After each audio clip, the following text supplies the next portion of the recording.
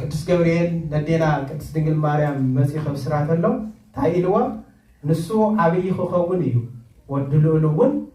ክበሃል እዩ እግዚአብሔር አምላክ ድማ ዝፋነቡ ዳዊት ክህቦ እዩ ንሱ ንቤተ ያዕቆብ ለዘላለም ክነግስ እዩ መንግስቱ ከዓ አይወዳን እዩ አውዚ ዝፋነቡ ዳዊት ዝበሎ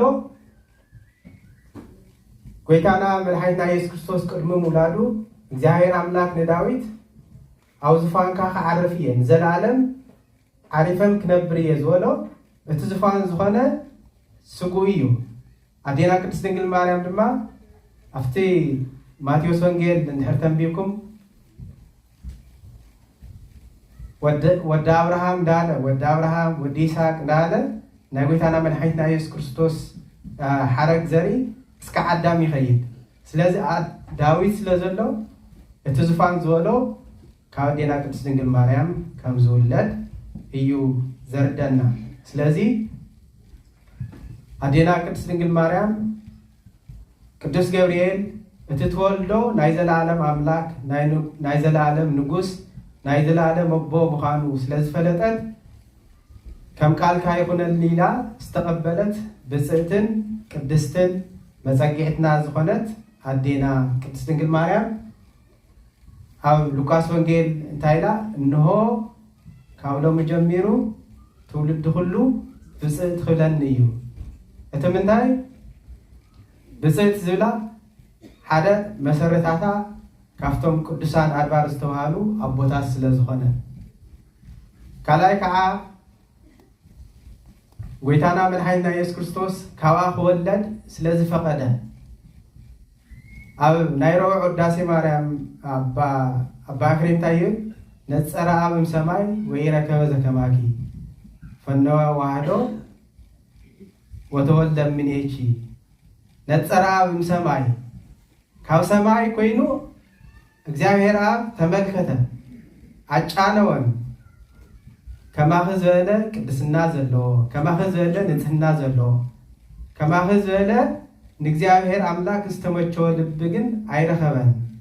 ምስ ረኸበ ከዓ ንዓኸ ሓርዩ እትወዱ ዝኾነ ተቐዳምን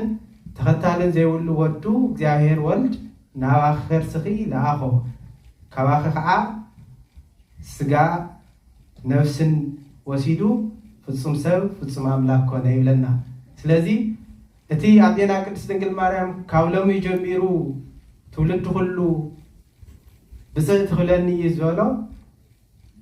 ልበ አምላክ ቅዱስ ዳዊት ቅድም ኢሉ ቅድመ አዴና ቅድስት ድንግል ማርያም ኢላቶ ዝፍጸም እምነ ጽዮን ይብል ሰብ ወብእሲ ተወልደ በውስቴታ ወውእቱ ልዑል ሳረራ ኩል ሰብ አዴና ጽዮን ክብል እዩ አዴና ቅድስት ድንግል ማርያም እንታይ ኢላ ኩል ሰብ ብፅዕት ክብለኒ እዩ ልበ አምላክ ቅዱስ ዳዊት እንታይ ኢሉ ታይ እምነ ጽዮን ይብል ኩል ሰብ አዴና ጽዮን ኩል ሰብ አዴና ጽዮን ክብል እዩ እቲ ምንታይ ካብ ውስጣ ዝተወለደ ታይ ስለዝኾነ ብእሲ ስለዝተወለደ ሰብ ስለዝተወለደ ካባ ሰብ ስለዝተወለደ አዴና ጽዮን ክብል እዩ ኩል ሰብ ወውእቱ ልዑል ሳረራ ዝመስረታም መን እዩ እግዚአብሔር እዩ እግዚአብሔር አቀባ ምከርሰማ እዩ ዝብለና አቀባ ካብ ኣዲኣ ማህፀን ጀሚሩ ንወዱ ንድሕነት ምክንያት ንክትከውን መረፃ ወይ ከዓ ቀደሳ ስለዚ ኩል ሰብ ከምቲ አዴና ቅድስት ድንግል ማርያም ብፅዕት ዝብላ ልበ አምላክ ቅዱስ ዳዊት እምነ ጽዮን ይብል ኩል ሰብ ወብእሲ ተወልደ እሙስቴታ ሓደ ሰባት እዚ ዝተነበየ ንእምባ ወይ ከዓ ንዳዊት ከተማ ይብል ዳዊት ከተማ እንድሕር ታበዝ ማለት ሓደ ሰብ እንድሕር ኖርማል ኮይና እንድሕር ተሓሲናዮ ካብ እምባ ዝኾነ ውላድ ክትወልድ ኣይትኽእልን ወይ ከዓ ካብ ዝኾነ ከተማ ሰብ ክወፅእ ይኽእል እዩ እምነ ጽዮን ይብል ኩል ሰብ ወብእሲ ተወልደ ውስቴታ ዝበለ ግን እቲ ወልደ እጓለ እመሕያው ዝተባሃለ ወዲ ሰብ እንዳበለ ዘምህር ዝነበረ ንዓይ ደቂ ሰባት መን ይብልኒ እንዳበለ نحوارا زطيقهم زنبرة قويتانا مدحيتنا يسوع كريستوس نعيهم أفتشعوان قويتانا مدحيتنا يسوع كريستوس تمرتلو ود داويت محارني حبيبي صلاتي ود داويت هوي محارني او ود داويت تسهالني داولو تمعقرات يلمون ونيرو نمنتاي ود داويت يبلو ونيرو كريستوسن نتوم أفتشعو زنورو ممران كريستوس ود من يو تولي لو مصحف تسلس فلتو ود داويت يو اتمنتاي أوصفان كان زلالم كعرفي يسلزوله سلازي ود داويت كم زخانة كريستوس لك أفتشعوان كمرتلو ود داويت محارني نهاراتهم كتيرهم تلو سن عي بني لني كلهم تلو السخامة نايلو للزياهير ودي ود داويت يخاف يبلو ونيرو سلازي اتبسي استوهاله ويكعات السبز استوهاله كريستوس مخانو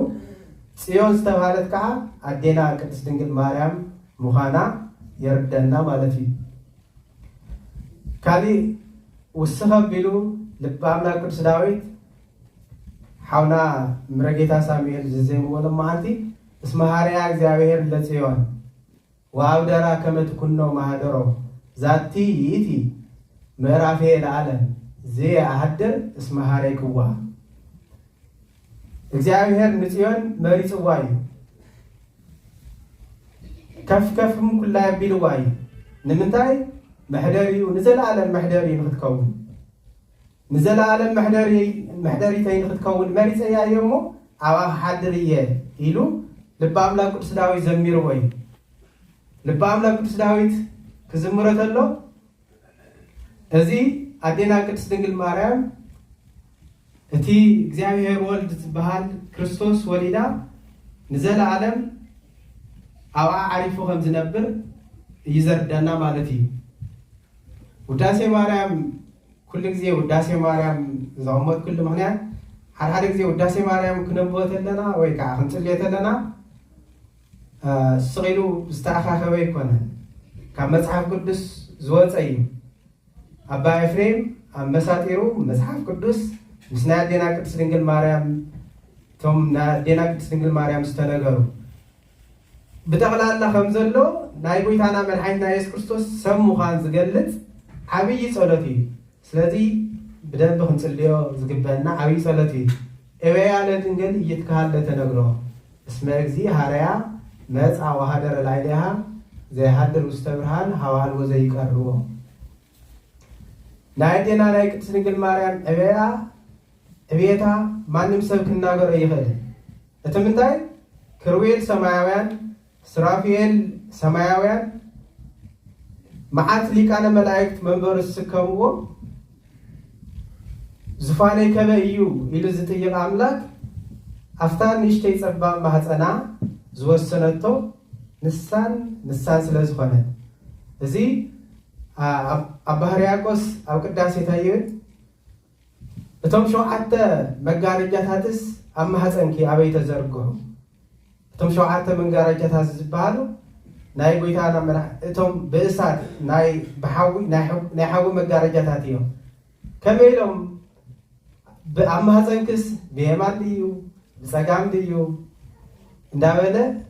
የንክር ወይ ከዓ ይምሰጥ ምንም ግን ክወፅሑ ስለዘይኽእል ናብቲ ዝነበረ ተመሊሱ ይመፅእ እዩ كواس حسلا زي كالكونا نايودخي لعلنا كمرمر يدلي سماعاتي يوص معامق مدري دي يورد جن ناي زاهر مستير ناي زاهر لعلنا تمارا ميركا خطفوت سلا زي تخل لك كم أبا إفرين تاينر أبايا لدنجل يتكال لتنقروا ناي دينا ناي كتس دنجل ماران أبايا ما نم وديو زرزيرو كخلا يخلن اتمنتاي اتي زي مرمر كل زمرمر املاك سلا زولدن اسمها تي هاريا لك كمتي املاك قدس داويت اسمها هاريا እግዚአብሔር ለጽዮን ዘለ እግዚአብሔር ስለዚ ሃርያ እዩ ንዑ ሁላ እዩ ኣብ ማህፀነ ድንግል 9 ወርሕን نتشعة ورحي تعبر نتشعة ورحي تتأنيسو زولت كي يزبل مالتي سلازي سرتكالات ناي عارون بترن اليوم اتمنى تستوسوا توانكم إسرائيلاويان كاو جزئي برخا ويكع كاو جزئي كبارنت نا مدر رستي تا موسيني ريا نولا مدرس تا رستم نخورسو يرسالم نخوصحو 40 عامتات يوسيد الله 40 عامتات وصل الله مخنيات تعوت يملغو زهر أملاح 10 عامت يوسخلهم كاو حقي زنفي ولو كم دالة سلاز غزعم نايستوسنا معلتاتين خرت له بستوسنا معلتاتين كيلو كملست له جن 40 عامت يوسيد الله سلازي بتاع موسى زراعيا أو دبر سينا زراعيا زيت كاسل حمل مال عدينا قدس دنجل مريم مخانا أفتشعوان استقبلها تاوت هجو نول 10 قال استتصحفلو أفتناي تاوت ويك أفت تاوت تسين أفت بوكس زلو 10 قالات ناي عارون بتري منا له تمنى أفتشعوان إسرائيلاوين እግዚአብሔር ካብ ሰማይ እንዳወረደ ይምገም ነይሩ ለካ ከምዚ አቦ አዶ ንደቆም ዳራህርሁ ጠጥዖም ዝምገቦም እግዚአብሔርም ካብ ሰማይ መና እንዳወረደ ይምገም ነይሩ ግን ወዲ ሰብ ካብ ናይ እግዚአብሔር በረከት ካብ ናይ እግዚአብሔር ታይዝባል ካብ ናይ እግዚአብሔር መገወት ናይ ግብፅ ዝወልዕዎ ዝነበሩ ኣብ ባርነት ኮይኖም ዝወልዕዎ ዝነበሩ ምግቢ ተራይቦም ስለዚ እግዚአብሔር ንሙሴ ዝኣዘዞ ትሽዑ ዝነበረ ሕብስተ መና ኣብ ቁራዕ ገይሮም ንኸቕምጥዎ ካብ ትውልድ ናብ ትውልዲ እግዚአብሔር ከም ዝመገቦ ንኸስታውሱ እዩ ስለዚ እቲ መና ዝተባሃለ ድማ እቲ ሰማያዊ ዝተባሃለ መና አዴና ቅድስት ድንግል ማርያም ማህፀን ሓዲሩ አንሕና እዚ መዓልቲ ንምገቦ ጎይታና መድሓኒትና ኢየሱስ ክርስቶስ እዩ በዓል ጎይታና መድሓኒትና ኢየሱስ ክርስቶስ ታይልዎም ነቶም ኣብቲ ሽዑ ዝነበሩ እስራኤላውያን ኣቦታትኩ ሰማያዊ መና በሊዖም እቲ መና ንሱ ዝነበረ ግን ግዝያዊ እዩ ግን ሞይቶም ኣያድሓኖምን ስጋይ ዝበልዐ ደመይ ዝተፈየ ናይ ዘለዓለም ህይወት ኣለዎ እቲ ምንታይ ዘለዓለማዊ ዝኾነ ሕብስቲ ዘለዓለማዊ ዝኾነ መና ጎይታና መድሓኒትና ኢየሱስ ክርስቶስ ስለ ዝኾነ እዩ ካሊእ ተኣሮን በትሪ ከዓ ምንም ማይ ተየስተይዋ ተይተኸልዋ ዓንቢባ ፈርያ ዝተረኸበት እያ እዚ ናይ ኣዴና ቅድስት ድንግል ማርያም ምሳሌ እዩ እቲ ምንታይ ኣዴና ቅድስት ድንግል ማርያም ናይ ወዲ ዘርኢ ከይረኸባ ጎይታና መድሓኒትና ኢየሱስ ክርስቶስ ስለ ዝሃበትና እታ ሰበይቲ ናይ እግዚአብሔር ሕግጋት ዝተጻሕፈሉ 10 ቃላት እዩ እዚ ቃል እዚ ዝተጻሕፈ ብጎይታ ብእግዚአብሔር በዓል እዩ እዚ ንግዚኡ እግዚአብሔር አምላክ ኣብ ምድር ንኽምለኸሉ ዝተጻሕፈ እዩ እቲ ዋና ቃል ዝኾነ ካብቶም ሰለስተ አካላት ሓደ ጎይታና መድሓኒትና ኢየሱስ ክርስቶስ ግን ኣብ ማህፀን ድንግል መፅኡ ሓደረ ስጋ ተዋሃደ እቲ ብቃል ንፈልጦ እቲ ብቃል ተጻሒፉ እቲ ዓለማት ዝፈጠረ ቃል ካብቶም ሰለስተ አካላት ሓደ ዝኾነ ክብርን ምስጋናን ንዑ ይኹን ንዓና ከድሕን ንደቂ ሰባት ናብቲ ዝቐደመ ክብርና ንኽምልስ ናብቲ ቀደመ መንነትና ንኽምልስ ካብ ኣዴና ቅድስት ድንግል ማርያም ስጋ ዝተዋሃደ ናቱ ምልክት እዩ ስለዚ ታወት ኣዴና ቅድስት ድንግል ማርያም ብታወት ንምስለሉ ምክንያት ሓደ ህብስተ መና ዝኾነ ክርስቶስ ስለዝሃበትና ካልኣይ 10 ቃላት ከም ዝሓዘ እቲ ቃል ዝበሃል ህያው እግዚአብሔር ኣብ ሓዲሩ ኣብ መልዕልተ መስቀል ተሰቒሉ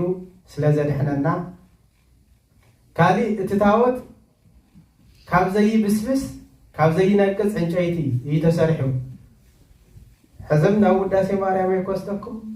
አንቲ ውእቱ ዘንጾርቺ አምደ እሳት ዘርየ ሙሴ ዘውስ ዘውቱ ወልደ እግዚአብሔር መጻ ወኀደረ ውስተ ከርሥኪ ኮንቺ ታቦቶ ለፈጣሪ ሰማያት ወምድር ዘጾርችዮ በከርሥኪ ተስዓተ አውርሃ ነቲ ሰማይን ምድርን ዝፈጠረ አምላክ ታቦት ኮንክዮ መሕደሪ ኮንክዮ እቲ እግዚአዊ ታቦት እግዚአብሔር አምላክ ዓሪፉሉ ዝምለኸሉ ተይኮን እታ አማናዊት እታ ናይ ድሕነትና መሰረት ዝኾነት ንእግዚአብሔር ወልድ ታቦቱ ወይ ከዓ መሕደሪ ዝኾነት ታቦት በወርቅ ልቡ ጥምኩለየ ዘግቡር እዩ ካብ ዘይብስብስ እንታይ ዝበሃል ፍልሖ ወይ ከዓ ብልዒ ዘይበልዕዎ ዕንጨይቲ ካብኡ መሪፅካ ስራሕ ኢልዎ እዚ እንታይ እዩ ናይ ኣዴና ናይ ቅድስት ድንግል ማርያም ምንም ሓጢአት ምንም እንከን ከም ዘይነበራ ምንም አልብች ነውር ይብላ ጠቢብ ሰሎሞን አልብች ነውር ነቐፋም ምንም ሓጢአትም የብልክን ብስጋኺ ድንግል ብነብስኺ ድንግል ኢና ንብል ዓብቀይ ኣዴና ቅድስት ድንግል ማርያም ልክዕ ከምቲ ታቦት ካብቲ ዘይነቅዝ ዕንጨይቲ ዝተሰርሐ ኣዴና ቅድስት ድንግል ማርያምን ብእምነታ ዝፀንዐት እግዚአብሔር ተስፋ ትገብር እግዚአብሔር ተገልግል ነብሰይ ብእግዚአብሔር በአምላከይ ደስ ይብላ ኢላ እግዚአብሔር አምላኻ ተመስግን ኣዴና ስለ ዝኾነ ስለዚ እቲ ታቦት ዙርዩ ብወርቂ ዝተለበጠ እዩ እቲ ወርቂ ዙርዩ ብምልባጡ ከዓ ኣዴና ቅድስት ድንግል ማርያም ወርቂ ብባህሪኡ ጥርሑ እዩ ዝርከብ ላይክ ምስ ማንም ተይተዋሃደ ምስ ሓመድም ተወረኻዮ ስቲል ወርቂ እዩ ስለዚ ኣዴና ቅድስት ድንግል ማርያም ኣብቲ ናይ ሓጢአት ዘመን ወይ ከዓ ናይ ሓጢአት ዓለም ኮይና ከም ዕንቁ ተብርህ ዝነበረት ንጽህትን ቅድስትን ኣዶ ስለ ዝኾነት እቲ ወርቂ ናይ ንጽህና ናይ ቅድስና መግለፂ እዩ ወትቀውም ንግስት በየማንከ በኣልባሰ ወርቅ እጹፍት ወህብር እታ ንግስቲ ኣብ የማንካ ጠጠው ትብል እንታይ ተኸዲና በኣልባሰ ወርቅ ንጽህና ቅድስና ስለዚ ኣዴና ቅድስት ድንግል ማርያም ብታቦተ እግዚአብሔር ትምሰል እታ ኣማናዊትን ቅድስትን ዝኾነት ኣዴና ድንግል ማርያም ብታቦት እንዳመሰልና እምነ ጽዮን ይብል ሰብ ወበሲ ተወልደ እሙስቴታ ወልዑል ወውእቱ ልዑል ሳረራ ኩሉ ሰብ ኣዴና ጽዮን ይብል ንምንታይ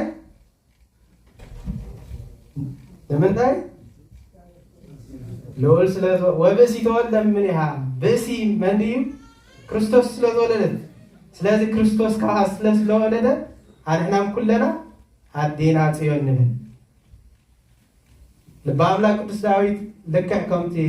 ኣብ ዮሃንስ ወንጌል ምዕራፍ 19 እንሆ ኣዴኻ ኢሉ ዝሃበና ልበ ኣምላክ ቅዱስ ዳዊትም እክትብዋ ለጽዮን ንጽዮን ክበብዋ ይብለና ስለዚ ኣንሕናም እታ ጽዮን ዝተባሃለት ኣማናዊት ኣዴና ቅድስት ድንግል ማርያም ከምዚ ኢልና ተኣኪብና ናይ ልበ ኣምላክ ቅዱስ ዳዊት ዝዘመሮ ትንቢት ፈጸምቲ ብምዃንና እግዚአብሔር ኣምላክ ዝተመስገነ ይኹን። ኣነ ኢልኩም ኣምላክ መስገን